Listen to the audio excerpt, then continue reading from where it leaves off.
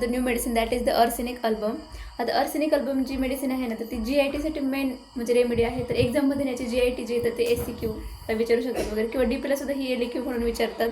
तर आर्सेनिकला म्हणजे तर आपण आर्सेनिकमध्ये त्याचं कॉमन नेम आहे की व्हाईट ऑक्साईड.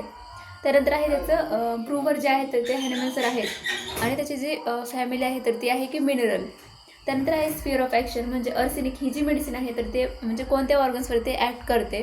तर त्यामध्ये जे GITचे ऑर्गन्स वगैरे आहेत तर त्यावरती म्हणजे याची मेन ॲक्शन वगैरे आहे. त्यानंतर स्किनवरती पण ॲक्ट करते. त्यानंतर हार्टवरती, लंग्सवरती, म्हणजे बाकीचे जे काही ऑर्गन्स वगैरे आहेत तर त्याच्यावरती सुद्धा ह्या मेडिसिनची जी आहे तर ती ॲक्शन आहे. त्यानंतर आहे त्याचं पॅथोजेनेसिस. तर पॅथोजेनेसिसमध्ये आहे की म्हणजे हा जो काही पेशंट आहे आर्सेनिकचा, तर त्याचे जे सिम्पटम आहेत ते कसे प्रोड्यूस वगैरे होतात म्हणजे पॅथोजेनेसिस.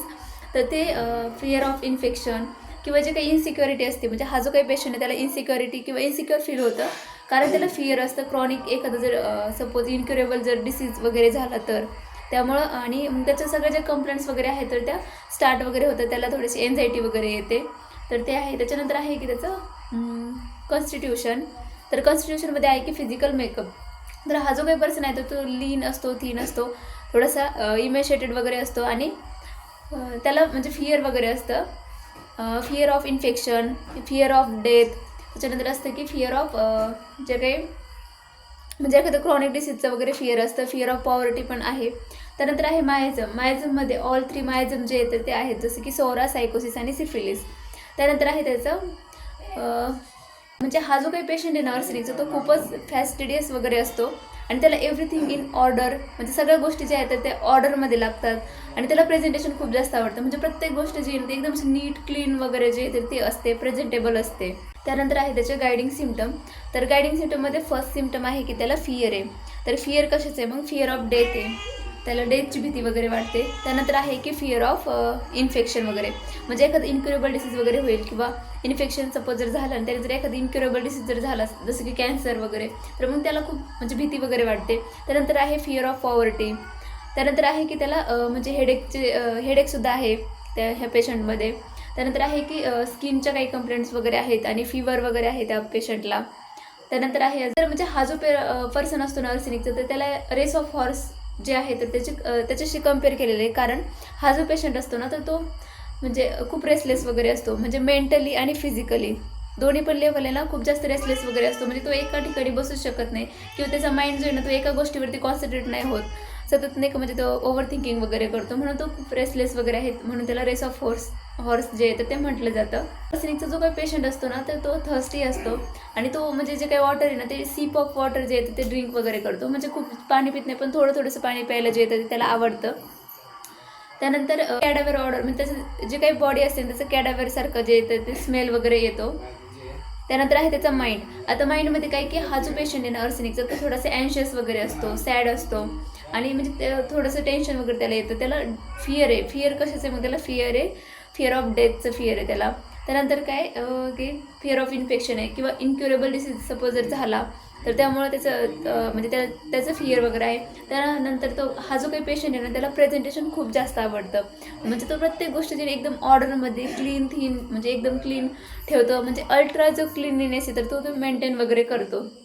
त्यानंतर हा जो काही पेशंट आहे ना तर त्याची मेमरी थोडीशी वीक वगैरे असते, म्हणजे त्याला कन्फ्युजन वगैरे असते, अँशियस असते, आणि म्हणजे लो कॉन्फिडन्स वगैरे असतो, आणि कमेंट टू सुसाईडचं कमेंटसुद्धा तो करतो कधी कधी.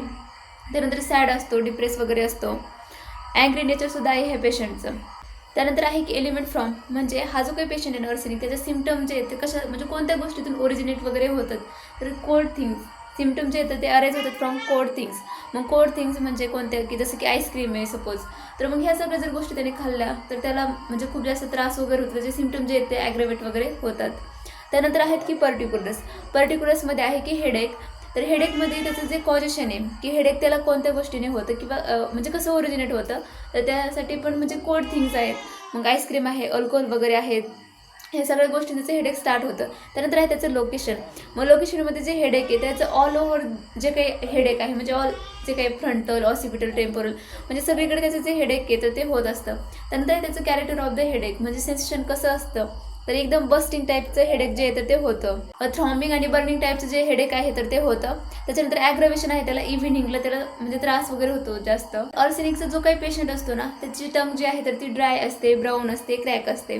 त्यानंतर माउथ जे आहे त्याच्यामध्ये अल्सर पण असतो, ब्लिडिंग पण होते कधी कधी. आणि त्यानंतर आता हा जो काही पेशंट आहे ना, GIT वरती मेन ह्या मेडिसिनची ॲक्शन वगैरे आहे. तर मग GIT मध्ये कोणत्या कंप्लेंट्स आहेत ह्या पेशंटच्या, तर त्याला ओमिटिंग वगैरे होते, डायरिया वगैरे होतो. तर ह्या गोष्टीचं म्हणजे जे काही डायरिया वगैरे त्याचं कॉजेशन आहे की फूड पॉयझन वगैरे, म्हणजे फूड पॉयझन झाल्याच्या नंतर डायरिया वगैरे जे तर ते प्रोड्यूस वगैरे होतो. त्यानंतर काही CVSच्या म्हणजे जे रेस्पिरेटरी सिस्टमच्या काही कंप्लेंट्स वगैरे आहेत, जसं की कफ आहे, ॲस्थमा वगैरे, ह्या पण कंप्लेंट्स आहेत. त्याच्यानंतर फीवर पण आहे, हेडेक पण आहे. त्यानंतर आहे त्याच्या जनरल मॉडलिटीज.